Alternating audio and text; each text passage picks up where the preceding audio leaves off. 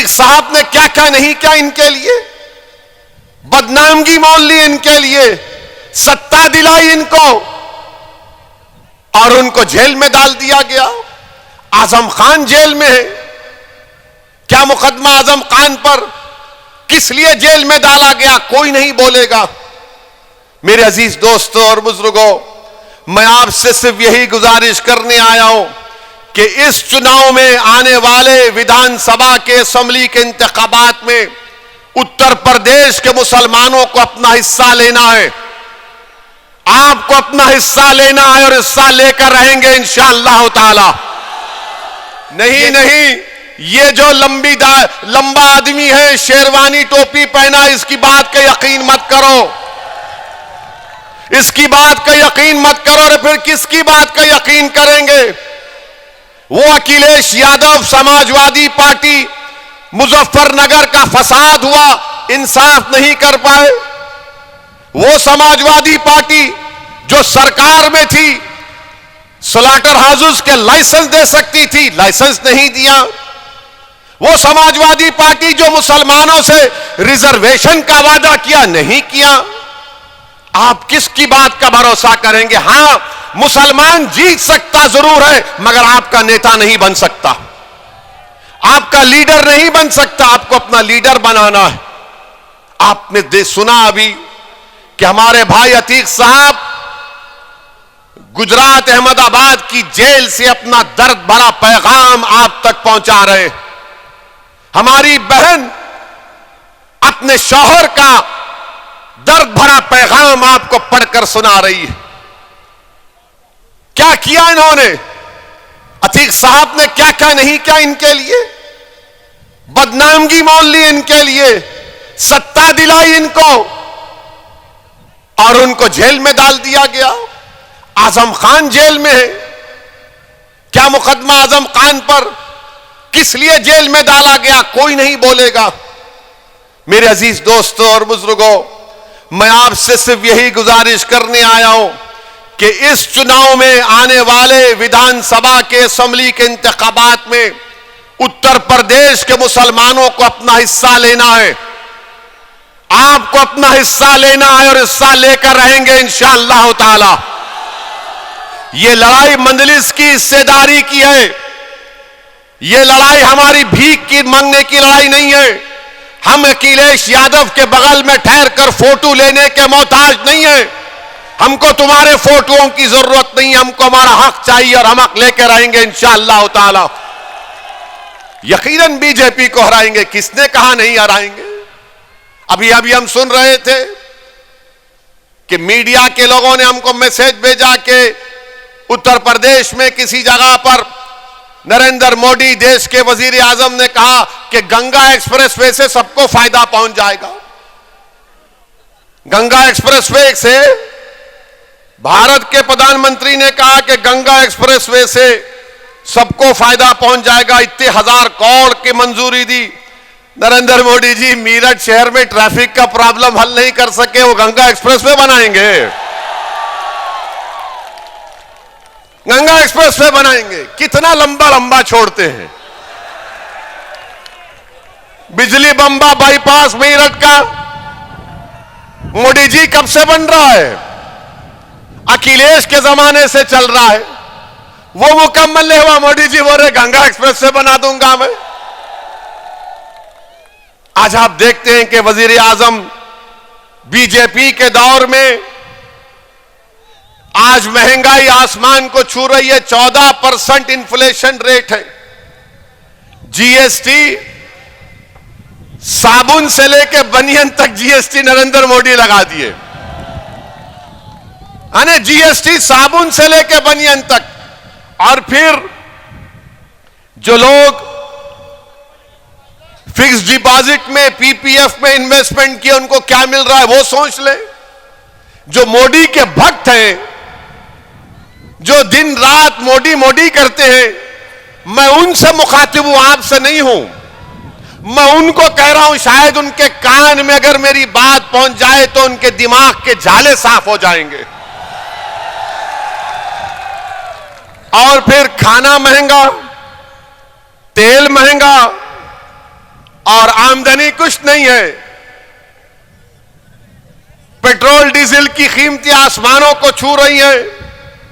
आप बताइए, इतने महंगाई के दौर में गरीब आदमी 2 वक्त का खाना अपने बच्चों को, अपने मां बाप को खिलाने के लिए परेशान है।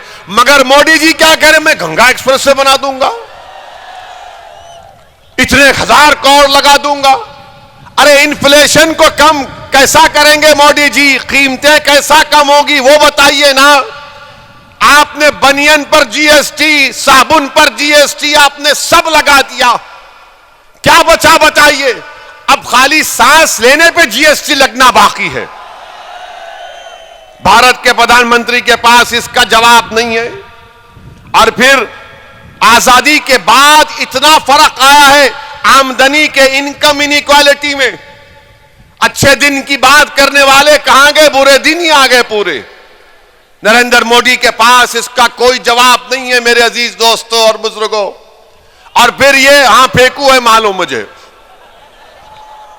बोलने की जरूरत नहीं है। अब आप एक नया कानून ला रहे वजीर आजम कि बच्चियों की शादी 18 साल में नहीं 21 साल में होगी। बच्चियों की शादी 18 साल में नहीं 21 साल में होगी। अब आप बताइए, 18 साल के कितने लोग हैं यहां पर, हाथ उठाओ।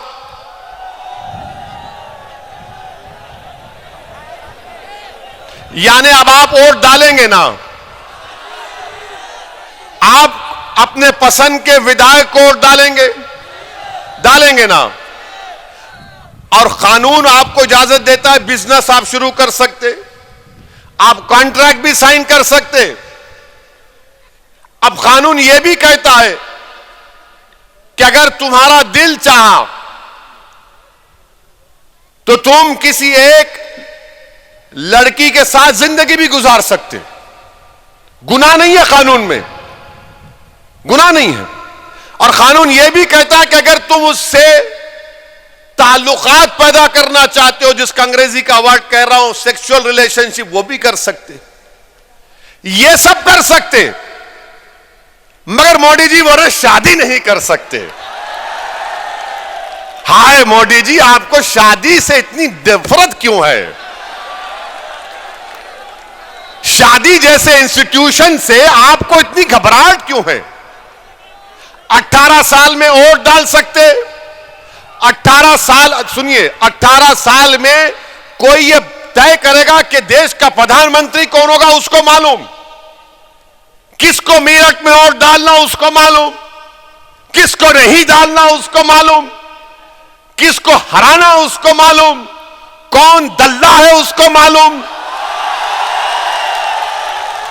कौन जमीर फरोश है उसको मालूम, कौन मिल्लत का, कौम का दुश्मन है उसको मालूम।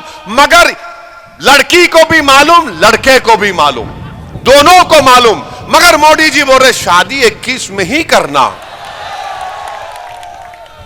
अब आप बताइए क्या कर रहे हैं? अच्छा, एक और कानून बनाने जा रहे हैं 18 से 21 साल का, मगर डेटा प्रोटेक्शन, यानी आपका जो सेल फोन है इसमें जो डेटा होता है, कानून मोदी जी ये बनाने जा रहे हैं कि अगर आप 18 साल के हैं तो अपना डेटा आप एक्सचेंज कर सकते हैं। यानी वो 18 साल में अपना डेटा एक्सचेंज करेगा, मगर अपने पसंद से लड़की शादी नहीं करेगी। मोदी जी शादी करने का इख्तियार नहीं है क्या? डेटा दे सकते, एक्सचेंज करेंगे, मगर शादी नहीं कर सकते। तो बोलेंगे बीजेपी वाले आज के भाषण के बाद ओवैसी और मुसलमान महिलाओं के हित में नहीं बात करते। बोलेंगे ये आए मुसलमान और ओवैसी महिलाओं के हित में बात नहीं करते। मोदी जी आप अंकल कब से बन गए हम लोगों के?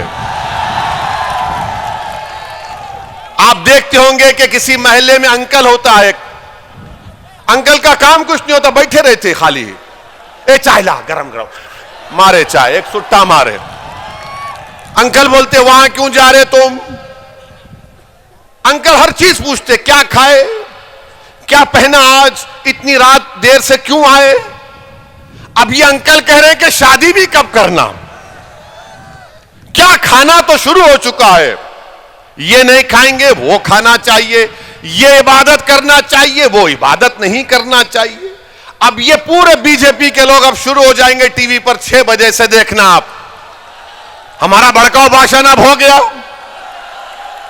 अब बोलेंगे ओवैसी महिलाओं के, औरतों पर जुल्म करता है। अरे पहले ये तो बताओ, पहले ये तो बताओ, जब 18 साल में लड़की वोट दे सकती है तो क्या उसको नहीं मालूम किससे शादी करना नहीं करना? और इस्लाम में जब तक बच्ची की रजामंदी नहीं है शादी नहीं होती, जब तक बच्ची राजी नहीं होती रजामंदी नहीं होती। मगर यह सिर्फ मुसलमानों का नहीं, पूरे देश के नौजवानों का मसला है। हर मेरा मानना यह कि 18 साल का नौजवान, चाहे वो लड़की हो या लड़का हो, मैं रोज इनसे सीखता हूं कई चीजें। वो मुझे बताते कि देखो ये टेक्नोलॉजी है, इस तरह से आप काम करो फायदा होगा। हम इनको बच्चा नहीं समझना चाहिए। अच्छा मोदी जी, आपकी सरकार ने इन लड़कियों के लिए, महिलाओं के लिए क्या किया आपने? तो बीजेपी वाले बोलेंगे मोदी जी ने बेटी बचाओ बेटी पढ़ाओ किया। इसमें बेटी बचाओ बेटी पढ़ाओ में क्या था?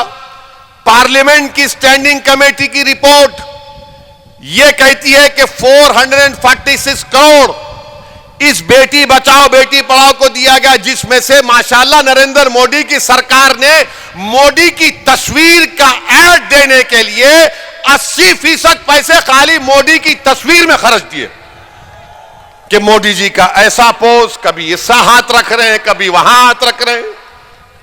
यानी 446 करोड़ में मीडिया को इश्तिहार 79% चला गया। अच्छा फिर ये बोलेंगे नहीं ओवैसी महिलाओं के खिलाफ है। मैं महिलाओं के खिलाफ नहीं हूं। अगर हमारे घर का हाल आपको मालूम होता तो आप ये बात नहीं करते। हम यहां पर भड़काऊ भाषण दे सकते, घर में गए तो गूंगे हो जाते अपने सामने, उनके सामने।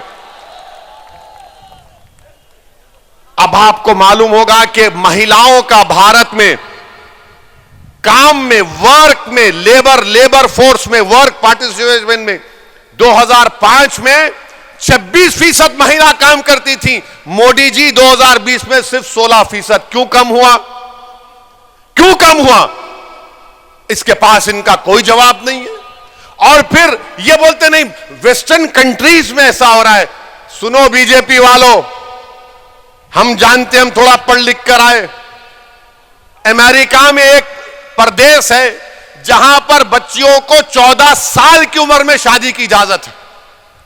14 साल की उम्र में। बर्तानिया में, ऑस्ट्रेलिया में 16 साल की उम्र में शादी की इजाजत है। न्यूजीलैंड में 16 और 19 साल के दरमियान में मां बाप राजी हैं तो शादी हो जाती। और भारत में 18 साल में तुम मोदी को वोट दे सकती है हमारी बेटियों, मगर तुम पसंद से अपनी शादी नहीं करोगे। अच्छा फिर ये बीजेपी वाले हमारे को बोलेंगे नहीं नहीं ओवैसी जो है बच्चों को ज्यादा पैदा करने के लिए मुखालिफत कर रहा। ये बोलते हैं ना। आपको मालूम कि इनसे पूछिए टीएफआर क्या होता है ये संघियों से। हम एक टीवी प्रोग्राम में थे, एक टीवी प्रोग्राम में रिकॉर्डिंग में थे, तो वहां बीजेपी के एक बड़े नेता बैठे थे। हमने कहा बताओ उत्तर प्रदेश में टीएफआर कितना है? बोले वो क्या होता? उत्तर प्रदेश में टीएफआर गिरा है सबका। यानी अगर आज 100 लोग पैदा हुए तो क्या उतने लोग मर रहे हैं? तो जितने पैदा हो रहे हैं उत्तर प्रदेश में उससे ज्यादा लोग मर रहे हैं। उसको टीएफआर समझाने के लिए मोटा मोटा टीएफआर गिरा है, इनको पता ही नहीं है। भारत में टीएफआर गिरा है और ये बार बार ये बीजेपी आरएसएस वाले बोलते बच्चे बहुत पैदा हो रहे, 2 बच्चों का कानून बनाओ 2 बच्चों का कानून देखेंगे। बनाओ। सुप्रीम कोर्ट में जाकर मोदी ने कहा सुप्रीम कोर्ट को कि माय लॉर्ड, भारत में 2 बच्चों के कानून की जरूरत नहीं है। क्यों नहीं है? क्योंकि हमारी आबादी में टीएफआर आ चुका है। पूरी विश्व में, पूरी दुनिया में अगर कोई नौजवान मुल्क है तो भारत है। 60% से कम उम्र आबादी हमारे 40 साल से नीचे की है। भारत के वजीर आजम ने, भारत की सबसे बड़ा ताकत ये डेमोग्राफिक डिविडेंड है, क्या किया इन्होंने? कुछ नहीं किया। सुप्रीम कोर्ट को बोल दिया नहीं बना सकते कानून। अब बोलेंगे नहीं नहीं, बच्चियों को टाइम मिलना चाहिए बच्चे पैदा करने में। अरे तुम कौन होते डिसाइड करने वाले? वो बैठ के डिसाइड करेंगे कब पैदा करना नहीं करना। तो बोलेंगे नहीं पढ़ाई कैसा होगी? अरे तुमने कौन सा कॉलेज खोला बताओ यूपी में? महिलाओं के लिए कौन सा कॉलेज खोला? क्या किया तुमने भारत में बताओ? कुछ नहीं किया। सिर्फ कानून बनाने जा रहे। देश के प्रधानमंत्री कानून बनाने जा रहे हैं।